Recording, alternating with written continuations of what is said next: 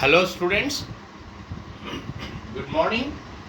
Once again I welcome you in the today's science class. You know what, up to the yesterday we studied something characteristics of the puberty और उसमें हमने 3 topics complete किए थे. उसमें first number topic था आपका rapid increase in height. Rapid increase in height. Second point पढ़ा था अपन ने change in voice. Change in voice. और थर्ड नंबर आपका था that is change in body shape. Change in body shape. इतनी सारी बात अपन ने लास्ट टाइम तक कर ली थी.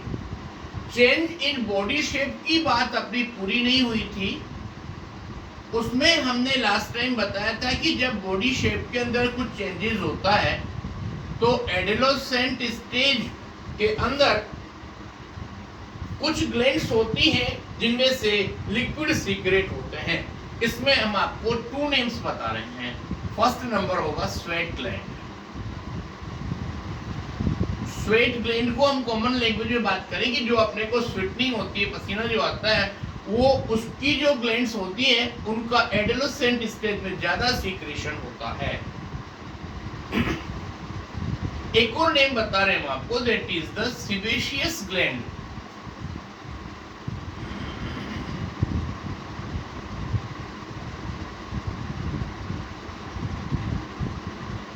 Sebaceous glands. ये सीबेशियस ग्लैंड्स जो होती हैं ये अपने बॉडी के अंदर से ऑयल का सीक्रेशन करती है. जो टीनेजर्स ग्रुप के जो भी चिल्ड्रंस होते हैं उनमें ये दोनों ग्लैंड्स काफी एक्टिव हो जाती हैं. अगर प्रॉपरली केयर नहीं की गई तो पिंपल्स और एक्ने माउथ पर, फेस पर डेवलप हो जाते हैं. फेस पर स्वेट ग्लैंड और सीबेशियस ग्लैंड से सीक्रेशन टीनेजर्स ग्रुप में ज्यादा होता है. अगर अपने को एक्ने और पिंपल्स होने से बचना है then wash your face 3-4 times in a day and use a good quality of soap. मतलब इनसे बचने के लिए, क्योंकि टीनेजर्स स्टेज पर क्या होता है कि ग्लैंड्स एक्टिव हो जाती हैं और वहां से जो भी लिक्विड्स होते हैं वो सीक्रेट होना शुरू हो जाते हैं और इसकी वजह से ज्यादातर टीनेजर्स के अंदर एक्ने और पिंपल्स कुछ टाइम के लिए अपीयर होते हैं. बाद में सब कुछ नॉर्मल हो जाता है. इतनी बात समझ में आ गई आपको? So please look now what is written here. The increase activity of sebaceous gland. Sebaceous gland का कॉमन नेम जो होता है ना वो होता है oil gland. Okay, now sweat gland result in the acne और pimples on the face. The skin especially in girls become oily with red patches. कुछ रेड कलर के पैचेस पड़ जाते हैं, निशान पड़ जाते हैं. The hormones responsible for excess release of oil gland and sweat gland. तो जरूरत से ज्यादा ऑयल और स्वेट सीक्रेट होने की वजह से ऐसा होता है. सीक्रेट मतलब होता है निकलना, लिक्विड होना. और इसके बाद अपने पास दूसरी बात आ रही बेटा, डेवलपमेंट ऑफ रिप्रोडक्टिव ऑर्गन्स. अलग टॉपिक होगा ये.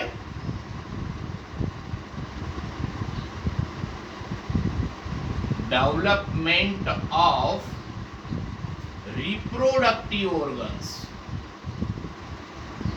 रिप्रोडक्टिव ऑर्गन्स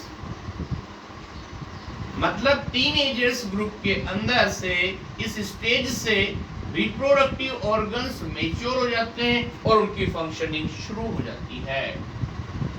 अब सबसे पहले कुछ बात कर रहे हैं हम in case of the male. In case of male, male के अंदर क्या चेंजेस होंगे उसके बारे में बात कर रहे हैं. इसमें only testes and penis develop. and begun to produce sperms. Please remember, that is testes and penis develop completely.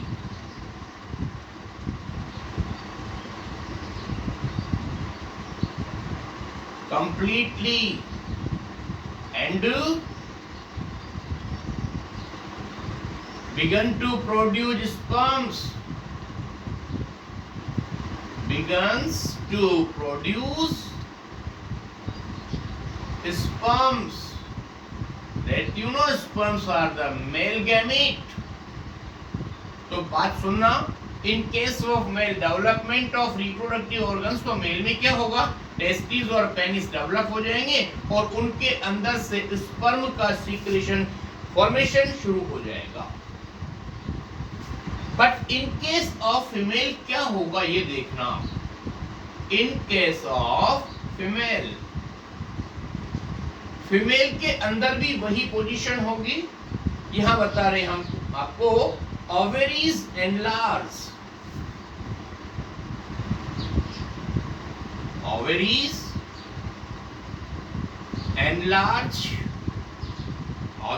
increase हो जाएंगी and the egg begins to mature and eggs begins to mature. Eggs begins to mature in ovaries.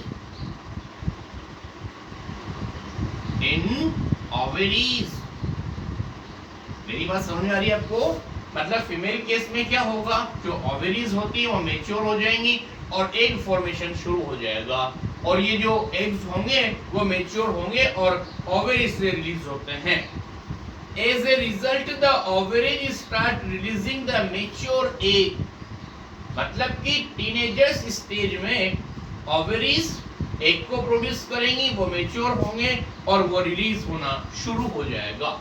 इतनी सारी बात समझ में आने के बाद एक नेक्स्ट पॉइंट की बात कर रहे हैं बेटा, gaining emotional, mental and intellectual मैच्योरिटीज. अब एक्चुअल में क्या होता है कि बॉडी के अंदर काफी सारे चेंजेस हो जाते हैं, उसकी वजह से साथ में मेंटेलिटी भी चेंज होती है. The thinking of adolescent change within a moment for a particular thing. मतलब उनका कोई भी एक पर्टिकुलर टॉपिक के ऊपर कोई सोच विचार उनका चलता रहता है, अगले टाइम उसका फिर चेंज हो जाता है thinking capacity. They become self-conscious and more independent. Teenagers stage में ऐसी कंडीशंस नॉर्मली हो जाती है, ज़्यादा से ज़्यादा कॉन्फिडेंस डेवलप हो जाता है और इंडिपेंडेंट हो जाते हैं. लेकिन ध्यान रखना, very important thing, it is the stage of life when brain has the greatest capacity of learning. Teenagers group में ह्यूमन बीइंग का जो माइंड होता है वो सबसे ज्यादा लर्निंग पीरियड होता है. They may be feel insecure often at the time when they try to adjust the physical and mental change. उनकी बॉडी के अंदर कुछ चेंजेस होते हैं तो उसको एडजस्ट करने के लिए कभी-कभी अपने आप को इनसिक्योर फील करते हैं. Adolescents should not feel insecure. All these physical and mental changes, they are natural and a part of growing up stage. और ये सब नेचुरल है, इसमें कोई कुछ कर नहीं सकता है, ये नेचुरल कंडीशंस होती हैं. इतनी बात समझ में आ गई. और उसके बाद हमारा नेक्स्ट टॉपिक हो रहा है, that is the development of secondary sexual characters. Now please try to understand what happen in this case. Secondary sexual characters.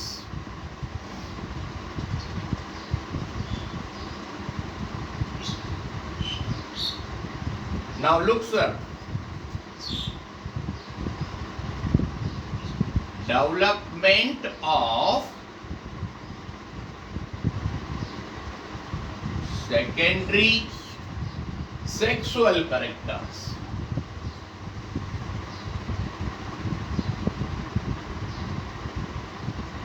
देखिए अब क्या होता है इसके अंदर, यहां पर एक इंपॉर्टेंट बात ध्यान रखना, in case of the male मतलब कि बॉयज के अंदर क्या चेंजेस होंगे, in case of male, teenagers की बात कर रहे हैं हम। यहां पर कुछ बता रहे हैं, माउस्ट्रे एंड बियर्ड्स मींस दाढ़ी और मूंछ का आना शुरू हो जाता है। On the basis of secondary sexual characters male look different from the female, मतलब कि टीनेजर्स ग्रुप में एंटर होने के बाद मेल और फीमेल की जो लुक होती है वो एक दूसरे से डिफरेंट हो जाती है। इसमें फर्स्ट नंबर बात हम आपको बता रहे हैं, तो दो बातें तो हमने मेल के बारे में बताई, that is the beard and moustache. Beard means दाढ़ी से यहाँ पर होता है, और माउस्चे जो मूछें होती है उनको बोलते हैं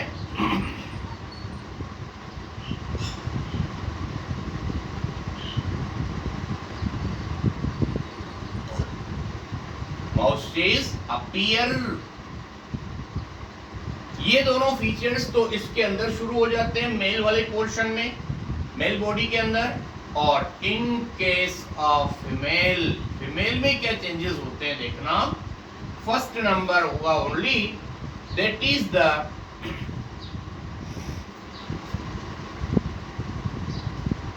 breast begins to develop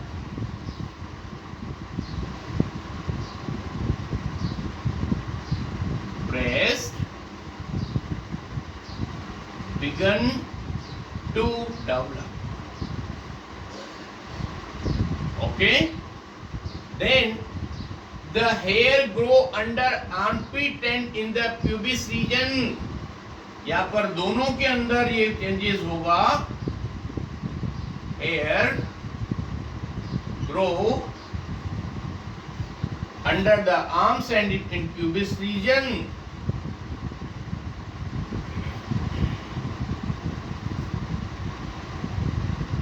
Under arms and pubis region. इतनी बात समझ में आ जाएगी। ये चेंजेस दोनों के अंदर होगा, hair grow under arms and pubis region, pubis region. Okay sir, उसके बाद आगे सुनना, all the changes are controlled by hormones. Yes, now please try to understand, ये जितने भी चेंजेस होते हैं, किसको मेल लुक होना है, किसको फीमेल लुक होना है, ये सब हॉर्मोन्स के द्वारा कंट्रोल होते हैं। यहां पर हम 2 हार्मोन्स के नेम बता रहे हैं, उससे पहले सुनिए आप हॉर्मोन्स क्या होते हैं। हॉर्मोन्स, यहां पर कुछ डेफिनेशन है बेटा, chemical substance, chemical substance, chemical substance secreted by endocrine glands, secreted by endocrine gland. Okay, अब जो हार्मोन्स होते हैं ना, इसमें सबसे पहले हम बात कर रहे हैं about the female sex hormone. Female sex hormones जो होगा उसका नेम होगा एस्ट्रोजन। फीमेल हार्मोन, इसका नेम होगा दैट इज एस्ट्रोजन। उस एस्ट्रोजन की वजह से क्या होगा, ब्रेस्ट डेवलपमेंट, मेमोरी ग्लैंड के अंदर मिल्क सिक्रेशन होना, develop inside the breast, this is cause due to the estrogen hormone. इसके अलावा यहां पर एक और बात कर रहे हैं बेटा, that is the male hormone. Male hormone that is the testosterone. Testosterone. ये दोनों हार्मोन्स के नेम ध्यान रखना। फीमेल सेक्स हार्मोन होगा एस्ट्रोजन और मेल सेक्स हार्मोन होगा दैट इज द, ये सेक्स हार्मोन्स भी, सेक्स टर्म भी ऐड कर दीजिए इसमें। इसी की वजह से कुछ चेंजेस होते हैं। एस्ट्रोजन की वजह से क्या होगा, ब्रेस्ट डेवलपमेंट होगा, time to time milk secretion होगा, और ऐसे ही टेस्टोस्टेरोन में क्या होगा, देखो बेटा, responsible for development. Okay, now please remember, estrogen और टेस्टोस्टेरोन, इनका जो सीक्रेशन होता है ये सब कंट्रोल होता है by the pituitary gland. So please remember, pituitary gland control all the type of secretion. Female body में फीमेल सेक्स हार्मोन का सीक्रेशन वो कंट्रोल होता है बाय द पिट्यूटरी ग्लैंड, और ऐसे मेल के अंदर मेल सेक्स हार्मोन टेस्टोस्टेरोन का जो सीक्रेशन होता है वो पिट्यूटरी ग्लैंड से कंट्रोल होता है। Okay, this is enough for today and thank you very much.